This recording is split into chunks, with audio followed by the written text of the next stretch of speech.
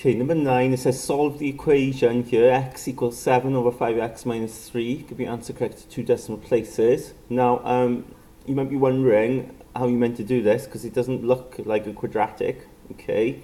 You might be thinking maybe it's trial and improvement.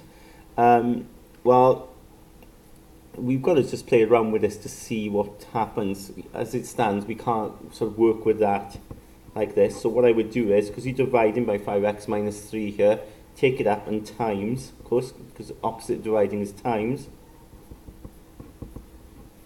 Expand this out, so you get 5x squared, take away 3x equals 7. Okay, when you expand that out. And then all onto one side, you get 5x squared minus 3x minus 7 equals 0. Okay, so you can see now we've got a quadratic, haven't we? We've got a quadratic.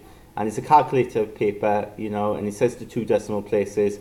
So that's your clue then, right? When you've got a quadratic, you know, x term constant, and they say to 2 decimal places, you can't factorize it. 2 decimal places is the clue that you've got to use the formula. So a will equal that first number there, b will equal this number here, and c will equal this number there. And the formula then, okay, which of course is given to you in the GCSE paper. So minus b, so minus 3, plus or minus square root b squared, so minus 3 all squared, take away 4 times 5 times minus 7, all over 2a, so 2 times 5. So then minus 3 becomes plus 3, plus or minus. Now, square root then, let's work out all that on my calculator. Bracket, don't forget, squared, take away 4 times 5 times bracket minus 7.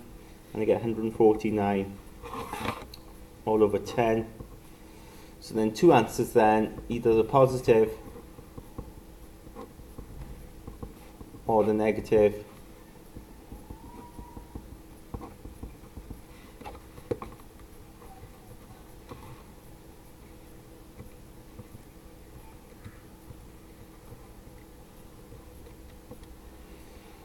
So positive is 1.52.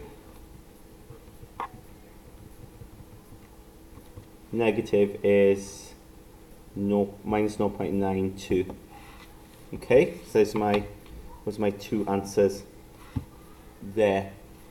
Okay, obviously changing this, recognizing that it is a quadratic to start with just by rearranging it and then using the formula method. They didn't say anything about using the formula method in the question, all right?